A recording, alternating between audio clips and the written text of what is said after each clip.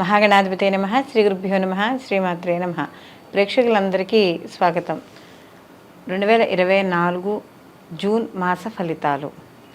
ద్వాదశ రాశుల వారికి నవగ్రహ సంచారాన్ని అనుసరించి శుభాశుభ ఫలితాలు ఏ విధంగా ఉంటాయి అనే విషయాన్ని మనం తెలుసుకుందాం. అలా తెలుసుకునే ముందుగా అసలు ఈ జూన్ మాసంలో గ్రహస్థితి ఎలా ఉంది, గ్రహాల యొక్క సంచారాన్ని బట్టి మిగతా ఈ ద్వాదశ రాశుల వారికి ఏ విధంగా ఉంటుందని తెలుసుకుంటే, రవి జూన్ 15వ తారీఖున మిథునంలోకి ఉదయం 7:30 ప్రవేశించడం అనేది జరుగుతుంది. అలాగే కుజుడు జూన్ 1న మేషరాశిలోకి అంటే తన స్వక్షేత్రంలోకి ఆయన ప్రవేశిస్తాడు. అది కూడా పగలు 3:37. బుధుడు జూన్ 14వ తారీఖున మనకి వృషభం నుండి మిథునంలోకి ఆయన ప్రవేశించడం అనేది జరుగుతుంది. అలాగే గురువు మనకి మాసమంతా కూడా వృషభ రాశిలో సంచారం చేయడం. శుక్రుడు జూన్ 12వ తారీఖున సాయంకాలం 6:30 ఈయన కూడా మిథునంలోకి ప్రవేశించడం అనేది జరుగుతుంది. రాహుకేతువులు ఇద్దరు కూడా మనకి రాహు వచ్చి మీనరాశిలోను, కేతు వచ్చి కన్యారాశిలోను సంచారము. శని భగవానుడు తన స్వక్షేత్రం మూల త్రికోణ స్థానమైన కుంభరాశిలో ఈ మాసం అంతా సంచారం చేయడం అనేది జరుగుతుంది. అలాగే చంద్రుడు ఈ మాసం మొదలుకొని అంటే ఈ మాసం ఉత్తరాభాద్ర నక్షత్రం నుండి మొదలుకొని మరియు ఈ మాసం అంతా కూడా ప్రయాణం చేసి తిరిగి మళ్ళీ ఆయన రేవతి నక్షత్రం వరకు ఈ మాసం అంతా కూడా ప్రయాణం చేయడం అనేది జరుగుతుంది. కాబట్టి ఈ యొక్క గ్రహాల యొక్క స్థితిగతులను అనుసరించి ఇప్పుడు వీళ్ళందరికీ ఎలా ఉండబోతుందో తెలుసుకుందాం. మకర రాశి. మకర రాశిలోకి ఉత్తరాషాఢ 2, 3, 4 పాదాలు, శ్రవణం 1, 2, 3, 4 పాదాలు, ధనిష్ట 1, 2 పాదాలు మకర రాశిలోకి వస్తాయి. మకర రాశికి రాశ్యాధిపతి వచ్చి శని భగవానుడు.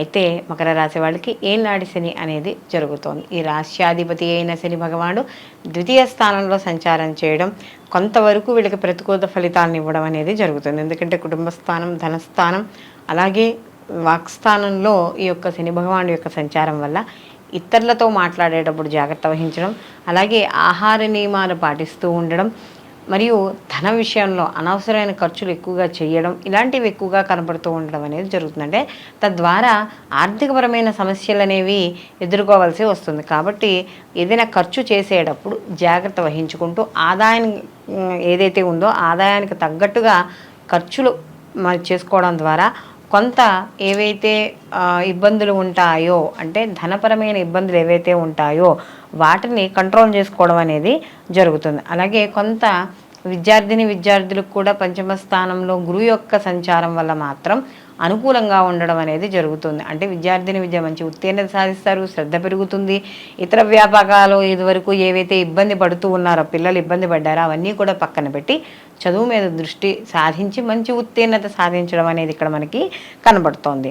అలాగే ఇక్కడ ముఖ్యంగా చూసుకున్నప్పుడు ఏవైతే వీళ్ళు విద్యార్థులు ఉన్నారో లాంగ్ టర్మ్ కోర్సులు చేసుకున్న వాళ్ళకి కావచ్చు, లేకపోతే వీళ్ళు ఏమైనా లోన్స్ కోసం అప్లై చేసుకున్న వాళ్ళు, స్కాలర్షిప్ల కోసం అప్లై చేసుకున్న వాళ్ళు, వీళ్ళందరికీ కూడా అనుకూలంగా ఉండడం అనేది జరుగుతుంది. అలాగే ఎవరైతే స్నేహితులతో కావచ్చు, బంధువులతో కావచ్చు సత్సంబంధాలు ఉండడం అనేది ఇక్కడ మనకి కనబడుతోంది. అలాగే వీళ్ళ జీవితంలో కూడా నూతన వ్యక్తుల పరిచయాలు లాభించడం అనేది కూడా జరుగుతుంది. అలాగే కొత్తగా ఏవైనా పెట్టుబడులు పెట్టాలంటే వ్యాపార పరంగా ఏదైనా పెట్టుబడులు పెట్టాలి, మేము ధనాన్ని సంపాదించుకోవాలి అనుకునే కొత్త ఆలోచనలు మాత్రం తెచ్చుకోకుండా ఉండి ప్రశాంతంగా ఉన్న వ్యాపారాన్నే చేసుకుంటూ ఉండడం అనేది మంచిది. ఎందుకంటే అనవసరమైన తద్వారా కలహాలు ఇలాంటివి ఏర్పడి అక్కలేని భేదాభిప్రాయాలు వచ్చి వ్యాపారాన్ని దెబ్బతినే అవకాశం ఉంటుంది. కాబట్టి ఎవరి సొంత వ్యాపారాలు వాళ్ళు చేసుకోవడం వల్ల మంచిది. లేదు ఆల్రెడీ మేము స్టార్ట్ చేసింది మేము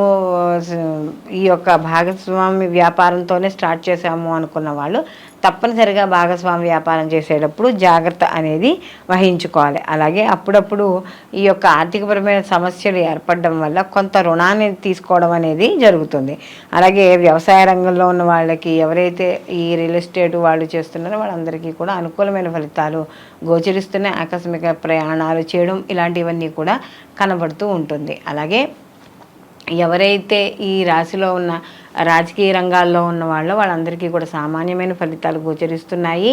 అయితే వీళ్ళ తెలివితేటలు వీళ్ళకి ఉపయోగపడకపోయినా కూడా బయట వాళ్ళకు ఉపయోగపడడం అనేది జరుగుతుంది. సంతానపరంగా కూడా అనుకూలంగా ఉంది. అలాగే ఐవీఎఫ్లు ఇలాంటివి ఎవరైనా కృత్రిమ సంతానం కోసం ఎవరైతే ట్రై చేస్తున్నారో వీళ్ళందరికీ కూడా అనుకూలమైన ఫలితాలు గోచరించడం అనేది కనబడుతోంది. అయితే ఇక్కడ ఏలినాటి శని యొక్క ప్రభావం అనేది ఉంది కాబట్టి ఆదాయంతో పాటు సమానంగా ఖర్చులు కూడా వీళ్ళకి కనబడుతూ ఉంటాయి. అలాగే సమాజపరంగా కూడా వీళ్ళకి కీర్తి గౌరవాలు పెరగడం అనేది జరుగుతుంది.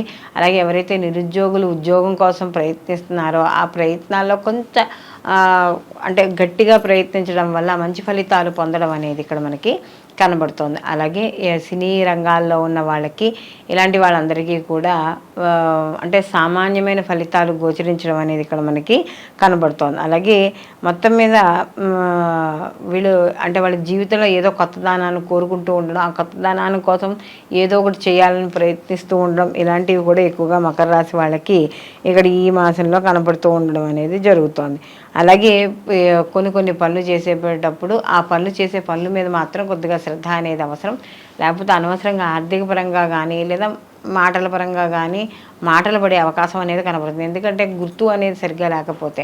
కాబట్టి మీరు ఏదైనా ఒక ముఖ్యమైన పనుల మీద వెళ్ళాలనుకున్నప్పుడు మీతో పాటు ఇంకోళ్ళు కూడా తెలుసున్న వాళ్ళని, బాగా ఇబ్బంది లేదు అని తెలుసుకున్న వాళ్ళని తీసుకెళ్ళి పనులు పూర్తి చేసుకోవడం అనేది మంచిది. మొత్తం మీద ఈ రాశి వారికి కానీ చూసుకుంటే బంధువులు, మిత్రులు కావచ్చు, ఈ యొక్క స్నేహితులు కావచ్చు, ఎవరి సలహాలైనా తీసుకోవడం అనేది ఇక్కడ కనబడుతోంది. కాబట్టి అలాంటి విషయాల్లో కాస్త అనుకూలంగా వహించడం, అలాగే ఈ యొక్క ఎవరికైనా కుటుంబంలో బాగాలేకపోయి ఉండుంటే వాళ్ళని త్వరగా అంటే వెంటనే ఏదైనా బాగాలేదు అనుకున్నప్పుడు వెంటనే డాక్టర్ దగ్గరికి వెళ్ళి సంప్రదించడం ద్వారా కొంత ప్రతికూల ఫలితాలు ఇక్కడ తగ్గడం అనేది కనబడుతోంది. మొత్తం మీద ఈ రాశి వాళ్ళు ఈ మాసం అంతా కూడా వీళ్ళు విష్ణు సహస్రనామం పారాయణ చేసుకుంటూ ఉండడం, అలాగే కనకదార స్తోత్రాన్ని పారాయణ చేసుకోవడం, ప్రతిరోజు కూడా సంధ్యా సమయంలో తులసి చెట్టు దగ్గర ఆవునేతితో దీపం పెట్టడం ద్వారా మరిన్ని మంచి ఫలితాలు పొందడం అనేది జరుగుతుంది.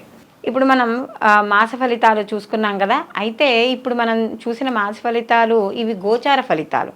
గోచార ఫలితాలు అంటే మనకి కేవలం 30% మాత్రమే వీటి ప్రభావం అనేది చూపించడం అనేది జరుగుతుంది. అయితే ప్రతి వాళ్ళు కూడా ఈ యొక్క గోచార ఫలితాలతో పాటుగా వాళ్ళ యొక్క జన్మజాతక ఫలితాలు కూడా తప్పకుండా పరిశీలించుకోవాలి.